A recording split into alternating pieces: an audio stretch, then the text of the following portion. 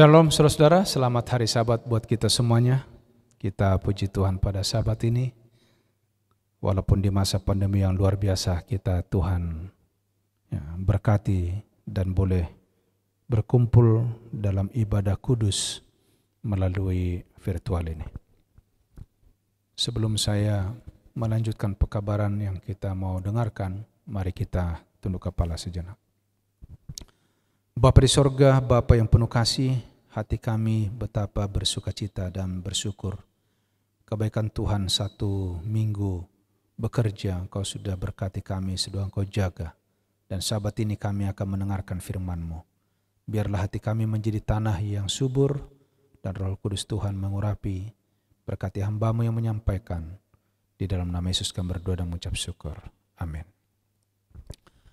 Saudara-saudaraku yang kasih dalam Tuhan, pelajaran yang saya mau bawakan pada siang Sabat ini adalah satu pekabaran yang penting bagi kita di akhir zaman ini. Saya sudah lama menjadi gembala, baik di daerah, di pinggir kota maupun di kota, di pusat kota Jakarta ini khususnya. Dalam pengalaman saya selama ini dalam menyampaikan firman Tuhan, dalam memperkenalkan kebenaran ini, ada satu hal yang selalu dihadapi, yang saya hadapi adalah amaran ditolak. Amaran, bukan lamaran saudara, amaran ditolak. Saudaraku yang kasih, kita membaca Efesus 4 ayat 3 sampai 6. Berusahalah memelihara kesatuan roh oleh ikatan damai sejahtera.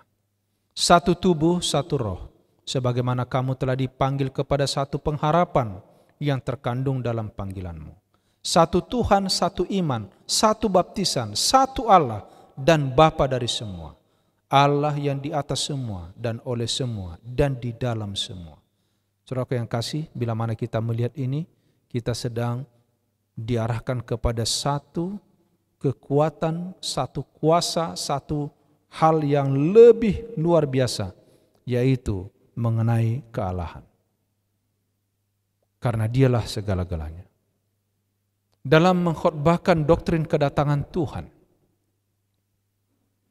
William Miller dan rekan-rekannya bekerja dengan satu tujuan, membangunkan orang untuk bersedia kepada penghakiman.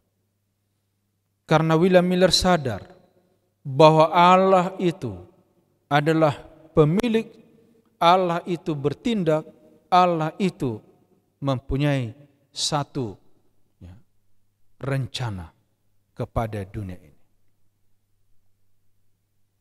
William Miller dan teman-temannya berusaha membangunkan orang-orang yang mengaku beragama kepada pengharapan gereja yang benar dan kepada kebutuhan mereka akan pengalaman Kristen yang lebih dalam. Kira-kira apakah pekabaran yang dibawakan itu? Saudaraku yang kasih dalam Tuhan, pekabaran yang besar yang mau disampaikan, yang menjadi kabar baik bagi dunia ini, good news, adalah kedatangan Yesus yang kedua kali. Saudara-saudaraku yang kasih, William Miller dan rekan-rekannya tidak berusaha menobatkan seseorang kepada satu sekte atau satu golongan. Oleh karena itu mereka bekerja di antara semua golongan dan sekte tanpa mengganggu organisasi atau sekte atau disiplin mereka. William Miller katakan begini, satu-satunya tujuan saya adalah mempertobatkan jiwa-jiwa kepada Allah untuk memberitahu dunia mengenai penghakiman yang akan datang dan mengajak sesama manusia mengadakan persediaan hati yang akan menyanggupkan mereka bertemu dengan Allah di dalam damai. Saudara-saudaraku, saya pikir ini adalah satu kerinduan yang besar yang harus kita renungkan juga saat ini. Ini ditulis dalam Bliss Memoirs of William Miller halaman 328 atau dalam kerinduan dalam kemenangan akhir 393. Saudara-saudaraku yang kasih dalam Tuhan, memberitahukan kepada dunia masa penghakiman yang akan datang dan kedatangan Yesus yang kedua kali adalah satu pekabaran penting untuk zaman kita ini. Tapi ingat saudara, amaran itu ditolak. Pekabaran indah tentang kedatangan Yesus tidak pernah mulus untuk diberitakan. Kenapa? Pendeta-pendeta, para pemimpin agama justru memutuskan untuk menentang ajaran tentang kedatangan Kristus dan bermaksud untuk menekan, menghalangi semua yang menggerakkan ajaran itu. Mereka bukan saja menentang dari mimbar, saudaraku, tetapi melarang anggota-anggota mereka mengikuti, menghadiri khotbah-khotbah yang menyampaikan tentang kedatangan Yesus kedua kali. Bila mana mereka membicarakan pengharapan di perkumpulan-perkumpulan, mereka berusaha melarang. Tidak jarang saya alami di dalam pelayanan selama ini, pada waktu kita merencanakan membuat kebaktian kebangunan rohani, akan ada muncul tiba-tiba saingan untuk kebaktian-kebaktian yang lain. Kenapa? Agar umat-umat, anggota-anggota mereka tidak ikut terlibat di dalam kebaktian yang kita buat. Saya sudah rasakan berpuluh kali, tiap tahun saya mengadakan KKR, saudara-saudara yang kasih dalam Tuhan, yang saya rasakan ada juga untuk menghalangi akan kebaktian ini dihadiri oleh orang lain. Mereka membuat ada banyak acara-acara yang lain. Saudara-saudara yang kasih dalam Tuhan, gereja berada dalam kemerosotan rohani. Apatisme kerohanian hampir merajalela kepada semua gereja, kepada semua umat. Sangat mendalam dan menakutkan. Anggota gereja sudah sangat keranjingan dengan mode, bergandengan tangan dengan orang-orang yang tidak percaya di dalam pesta pora kepelisiran, dalam dansa-dansi, dalam perayaan lain-lainnya, sehingga orang tidak lagi menghadiri tempat-tempat ibadah, melainkan tempat-tempat yang lain. Saudara yang kasih, seorang penulis religius Teleskop menyaksikan, kita belum pernah menyaksikan kemerosotan umum agama seperti sekarang ini. Sungguh gereja harus bangun, mencari penyebab penderitaan, karena setiap orang yang mengasihi Sion, yang mengasihi sorga, harus memandang kemerosotan ini sebagai penderitaan. Saudara-saudaraku, inilah yang terjadi di gereja sekarang. Kemerosotan rohani. Orang-orang muda, ada banyak yang hilang dari gereja. Walaupun mereka berada di gereja, tapi hatinya tidak di sana. Saudara-saudara yang kasih dalam Tuhan, ini bukan rahasia umum lagi. Ini sudah menjadi kehidupan di zaman akhir ini. Manusia harus mempertahankan, perhatikan baik-baik saudara.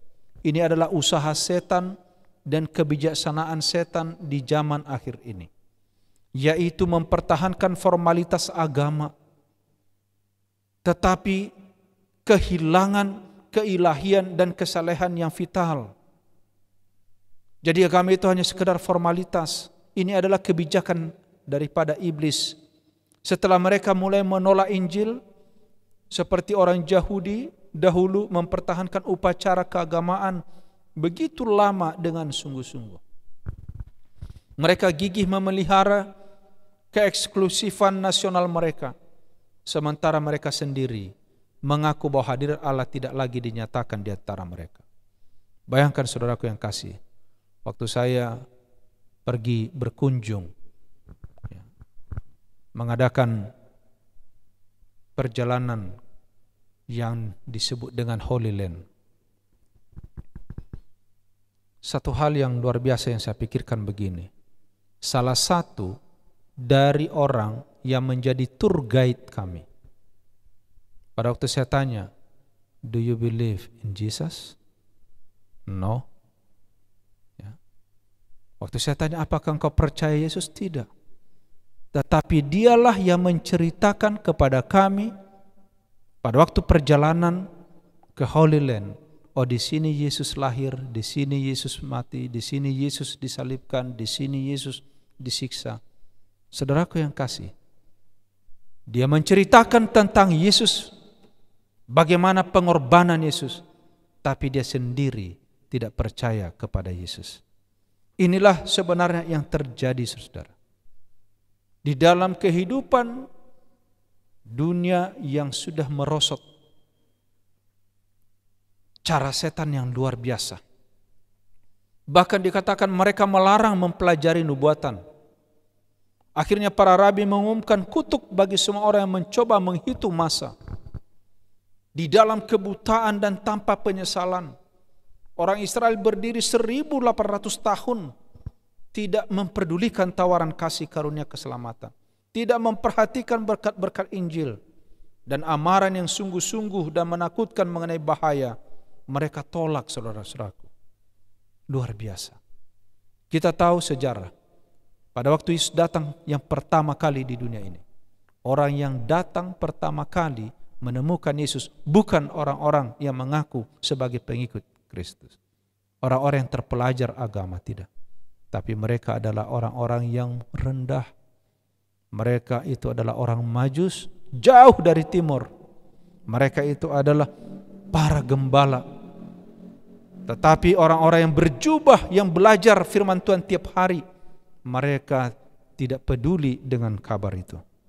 Saudaraku yang kasih dalam Tuhan, jangan menolak dan mengabaikan amaran. Wahyu pasal 14 mengenai pekabaran malaikat yang pertama, di mana pengumuman tentang saat penghakiman Allah, memanggil orang-orang yang di atas dunia ini supaya takut kepada Allah dan menyembah Dia, dimaksudkan untuk memisahkan orang-orang yang mengaku umat Allah dari pengaruh bejat dunia ini.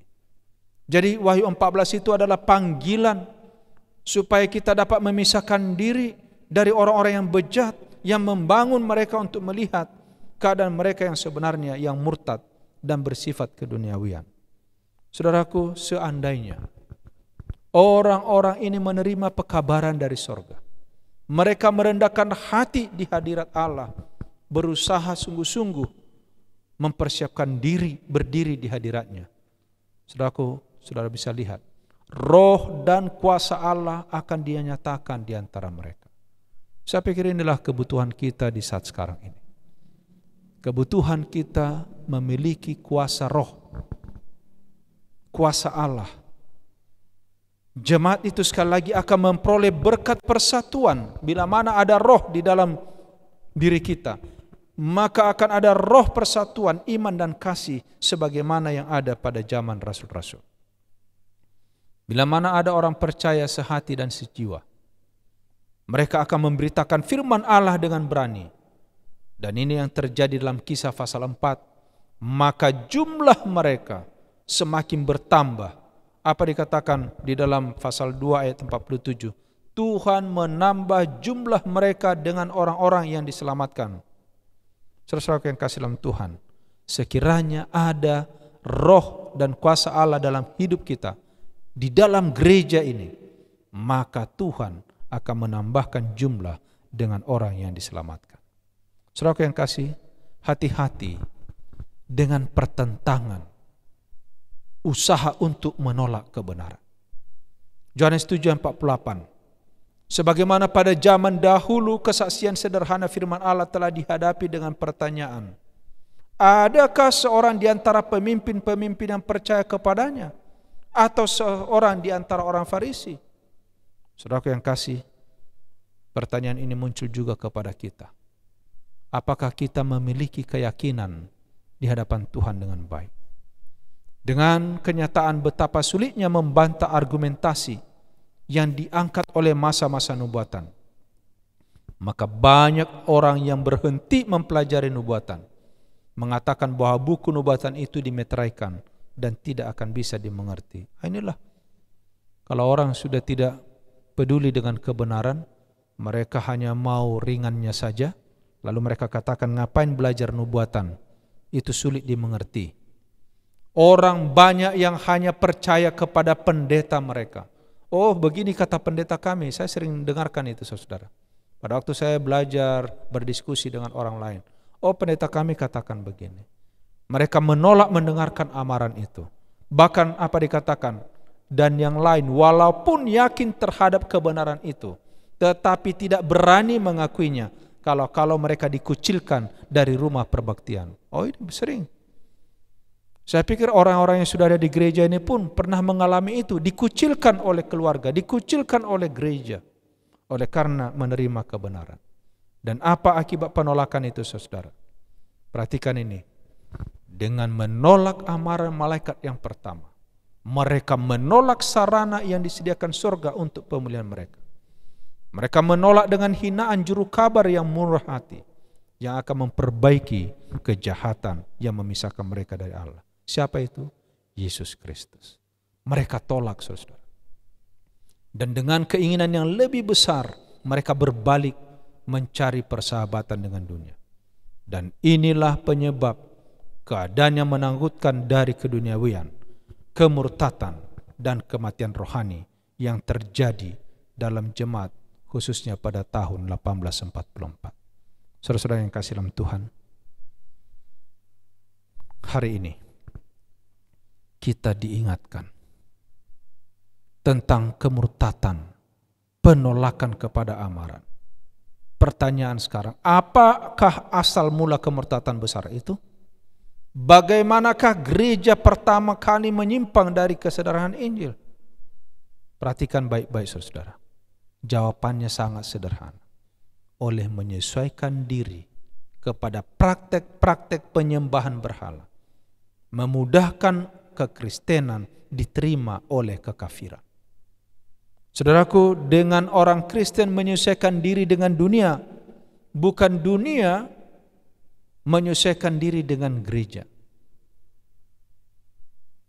Saudaraku yang kasih, betapa menakutkan meluasnya persahabatan dunia yang adalah permusuhan dengan Allah.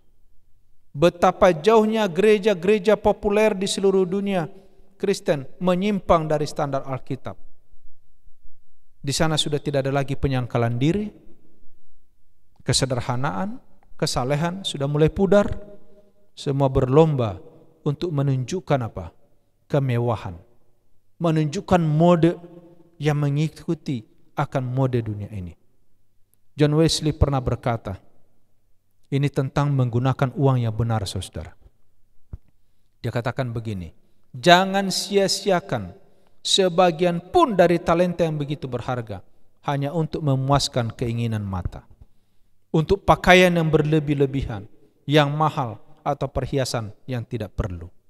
Jangan sia-siakan sebagian pun untuk menghiasi rumahmu dengan berlebihan, dengan perabot yang mahal-mahal, dengan gambar lukisan yang mahal-mahal, dan barang sepuhan. Saudara-saudaraku, banyak uang bukan berarti kita bebas untuk berfoya-foya, untuk bermewah-mewah. Tuhan mau setiap sen rupiah yang kita terima adalah menjadi berkat bagi pelayanan bagi banyak orang. Saudara-saudara yang kasih dalam Tuhan, jangan gunakan apapun untuk memuaskan kesombongan hidup, memperoleh kekaguman dan pujian manusia. Bahkan dikatakan di sini dengan jelas, jangan membeli pujian mereka dengan begitu mahal. Sebaliknya, berpuaslah dengan penghormatan yang datang dari Allah. Kemenangan akhir halaman 404. Saudaraku yang kasih, ini adalah panggilan kepada kita agar kita hidup di dalam kemuliaan yang sesuai standar surga, bukan sesuai dengan standar duniawi. Tanpa sadar kita sekarang ini banyak yang sedang berjalan dalam standar duniawi. Sangat memprihatinkan kata Howard Crosby. Kita menemukan gereja Kristus yang sangat sedikit melaksanakan rencana Tuhan. Saudara yang kasih, biarlah kita, gereja Yesus yang sekarang, oleh persekutuannya dengan Tuhan, sehingga metode ilahi yang dinyatakan, bukan metode dunia. Jauhkan diri dari dosa Babel, saudara. Dosa Babel yang ditimpakan kepada dosa besar yang ditimpakan kepada Babel karena dia memabukkan segala bangsa dengan hawa nafsu. Cawan kemabukan yang diberikan kepada dunia ini, apa itu? Yaitu ajaran-ajaran palsu yang diterima akibat hubungan gelap dengan dunia, dengan para pembesar dunia ini. Saudara-saudara yang kasih dalam Tuhan, saya pikir Alkitab ini luar biasa. Firman Tuhan ini cukup menjadi pedoman buat kita. Ditambah dengan roh nubuat yang telah dianugerahkan kepada umat yang sisa. Bila mana itu kita renungkan, kita hidupkan, saudaraku. Tidak perlu kita harus mengadakan kerjasama dengan ajaran-ajaran dunia ini, sehingga membuat kita jauh dari Tuhan. Dan itu disebut tadi dosa Babel. Kenapa? Karena persahabatan dengan dunia telah merusakkan iman, yang pada gilirannya menyebarkan pengaruh kerusakan iman, kebejatan kepada dunia. Oleh karena apa? Mengajarkan ajaran-ajaran yang bertentangan dengan pernyataan Alkitab yang begitu sederhana dan jelas. Saudaraku, saya mau ingatkan kita, sekarang ini ada banyak ajaran-ajaran di dalam kehidupan orang-orang muda, orang-orang tua yang merasa ini ajaran baru. Saudaraku, ini ajaran yang sangat sederhana. Roh nubuat memberikan ajaran yang sederhana. Biarlah kita ikuti. Sederhana dan jelas. Sekali lagi, pada waktu guru-guru yang setia menjelaskan firman Allah, ingat saudaraku, bangkit orang-orang terpelajar, pendeta-pendeta yang mengaku mengerti Alkitab, yang mencela doktrin yang kuat dan benar sebagai bidat atau ajaran sesat. Bahkan mereka katakan kalau kita bicarakan Alkitab ini ajaran sesat. Dengan demikian membuat orang berpaling. Seandainya dunia ini tidak dimabukkan dengan anggur Babel, banyak orang diyakinkan dan ditobatkan oleh kebenaran firman Allah yang sederhana, jelas dan menusuk. Jadi saudaraku yang kasih, pada Sabat ini, ayat yang terakhir yang saya mau bawakan, berjaga dan waspada. Alkitab menyatakan bahwa sebelum kedatangan Tuhan, setan akan bekerja disertai rupa-rupa perbuatan ajaib, tanda-tanda, mujizat-mujizat palsu dengan rupa-rupa tipu daya jahat. Dan mereka yang tidak menerima dan mengasihi kebenaran yang dapat menyelamatkan akan menerima kesesatan atas mereka dan menyebabkan mereka percayakan dusta. Bayangkan saudara, ada banyak orang yang berpendidikan, orang-orang teologian, pendeta-pendeta akan tertipu dan mereka menerima ajaran yang menipu itu. Saudaraku, ini bukan main-main. 2 Tesalonika pasal yang kedua ayat 9 sampai 11. Kemenangan akhir halaman 407. Oleh sebab itu, kembali kepada ayat inti kita. Berusahalah memelihara kesatuan roh, ikatan damai sejahtera. Satu tubuh, satu roh, sebagaimana kamu dipanggil kepada satu pengharapan. Satu Tuhan, satu iman, satu baptisan, satu Allah dan Bapa dari semua. Allah yang di atas semua dan oleh semua dan di dalam semua. Saudara-saudaraku yang kasih dalam Tuhan, jangan kemana-mana. Jangan menyingkir. Jangan terpental, saudaraku. Kita ada dalam satu bahtera, di dalam iman, di dalam Tuhan. Hanya satu Allah, satu Tuhan, satu tubuh, satu roh, satu baptisan, satu iman, Bapa dari semua. Kiranya Tuhan memberkati kita. Inilah doa dan harapan saya. Kita bersatu dalam doa. Bapa di sorga, Bapa yang penuh kasih, terpujilah namamu. Pada Sabat ini Engkau ingatkan kami, agar kami tidak tertipu dengan kuasa kegelapan, ajaran-ajaran palsu, nasihat-nasihat yang menolak akan kebenaran Tuhan. Betapa hebat kuasa kegelapan di atas dunia, dapat menipu orang-orang pintar, bahkan mereka yang mempunyai jabatan dalam kerohanian. Tuhan, ajari kami untuk hidup sederhana, rendah hati, terbuka kepada bimbingan Roh Kudus Tuhan, sehingga kami tidak tertipu dengan semua ajaran-ajaran dunia ini. Bahkan mereka yang mengaku sebagai orang-orang yang terpelajar di dalam Alkitab. Bapa di sorga, bukakan tingkap langit mencurahkan berkat bagi kami. Tuhan memberkati kita semua dan melindungi kita. Tuhan menyinari kita dengan wajah-Nya dan memberikan kasih karunia. Tuhan menghadapkan wajah-Nya kepada kita seluruhnya dan memberikan damai sejahtera. Kasih karunia Tuhan Yesus, kasih Allah Bapa dan persekutuan Roh Kudus memenuhi kita dengan sukacita, dengan damai sejahtera dari sekarang sampai selama-lamanya. Di dalam nama Yesus kita sambut berkat-Nya. Amin.